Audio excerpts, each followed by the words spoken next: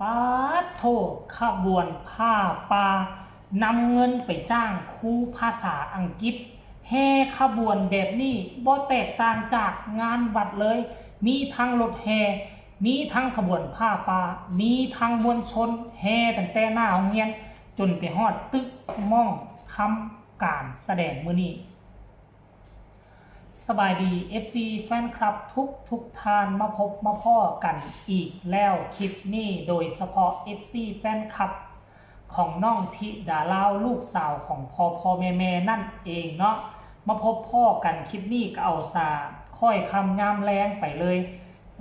มือเศร้านี่เฮ็ดคลิปตั้งแต่ตอน10 โมง 11 โมงยังมิดเงียบไปเพราะว่าติดภารกิจไปซ่อมหลังคาแล้วก็ไปลกหญ้าทั้งหลังบ้าน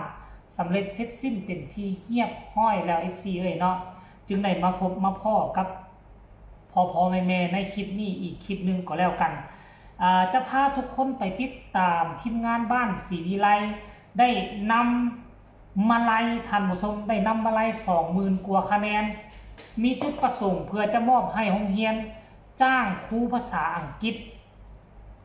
เนาะนักเรียนมาเบิ่งมื้อนี้ก็หมดโรงเรียนนั้นน่าจะมีประมาณ20 ปลาย เนาะ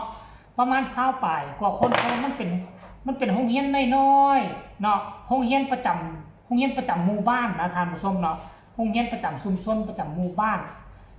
ซึ่งเจบ่เล่าเคยผ่านจุดนี้มานะแล้วก็บ่คิดบ่ฝันว่าทีมงานบ้านศรีวิไลจะจัดขบวนแห่แบบนี้ ก็เห็นอยู่มือเศร้าเนี่ยเห็นรุดออกมาเอาไปใส่ล้อตกแต่งด้วยก้านเผามีขนมของต้อนนอกจากตกแต่งอยู่หั่นแล้วก็ยังมีเป็นเป่าเป็นธงลากกันไปหน้าห้องเรียนแล้วก็นักเรียนกับครูก็ออกมาต้อนรับอยู่หน้าประตูเปิดเสียงเสพดนตรีจนตัวหมอลำแห่กันเข้าไปมีกล้องใหญ่จับพร้อมพอผู้ศรีวิไลก็จับไม้อยู่ม่องจัดพิธีเรียบร้อยซึ่งมันเป็นภาพบรรยากาศที่เฮ้ยเฮาเฮ็ดในรูปแบบที่พวกเฮา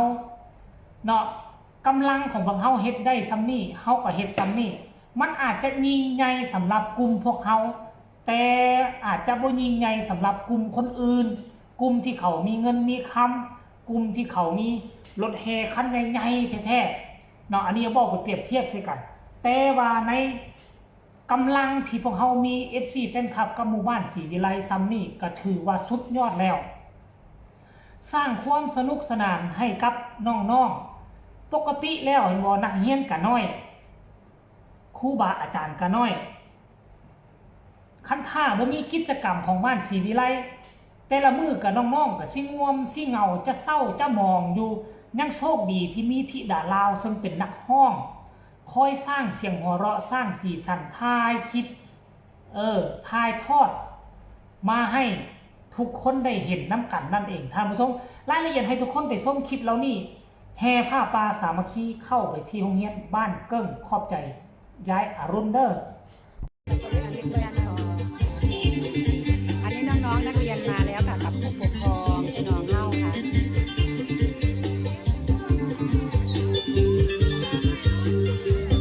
วันนี้ยายรุ่นพามาเบิ่งคุณครูตัวเป็นๆค่ะ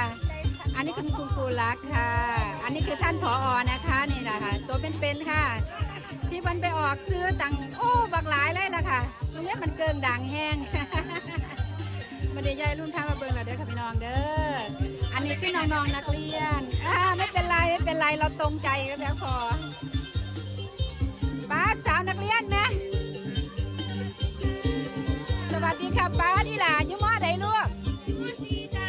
มักคักเนาะนี่คักผู้สาวม.4 มาจันค่ะยับวิไลบันค่ะ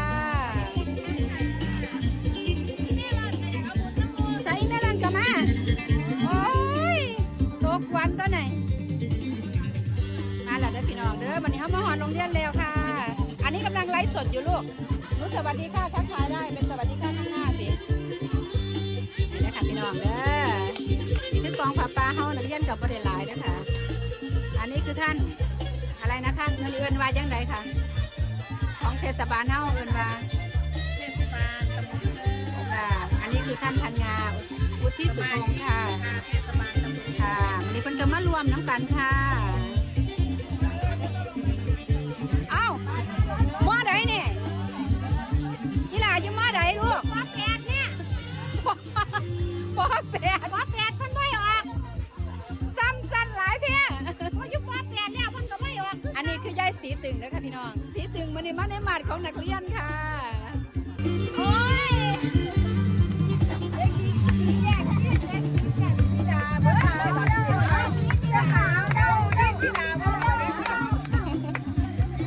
เข้าไหนครับเข้านี่ใช่ไหม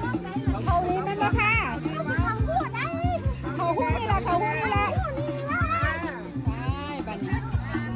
ขบวนน้อยๆค่ะพี่น้องขบวนน้อยๆเฮาแต่ขบวนเด้อค่ะพี่น้องตลอดทางพวกคุณครูแล้วก็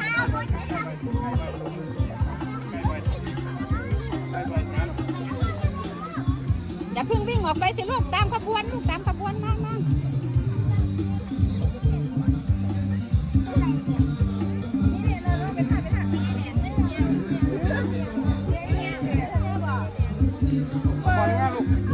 เอาฟอนลูกลาฟอนยังมากคือพี่ธิดาแล้วผู้ได้เห็นเป็นขนมย่ายเต็มรถเลยมันนี่ขนมมาแกกแล้ว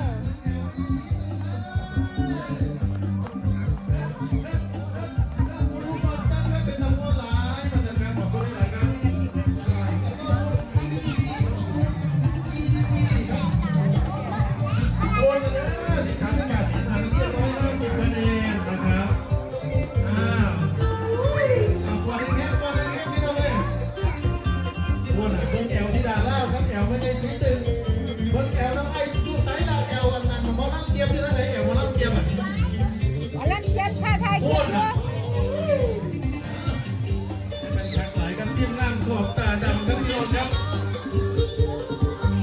เอาทิพย์แม่มันไปแล้วไหม เห็นกันแล้วหรือยัง FC แฟนคลับ โอ้โหสนุกสนานน้องทิดาเล่ากะห้าวดองดองเอื้อยไอ้กะห้าว แม่สีตึงหัวย้ายสีตึงก็โอ้ยแห้งคักกมูเป็นนักเรียนป .8 ทานผู้ชมเอ้ยข้างห้องมาหลายปีแล้วออกก็ออกบ่ได้อยากจบอยากจบป.น้ำมูลื่นไปฮอดป .8 คุณทานผู้ชมเนาะอันนี้ก็คือเรื่องราวที่การแห่ผ้าป่าสามัคคีของบ้านศรีวิไลรวบรวมกันมาให้ประมาณ86-87 กว่าท่านเนาะได้ทะลุเกินเป้า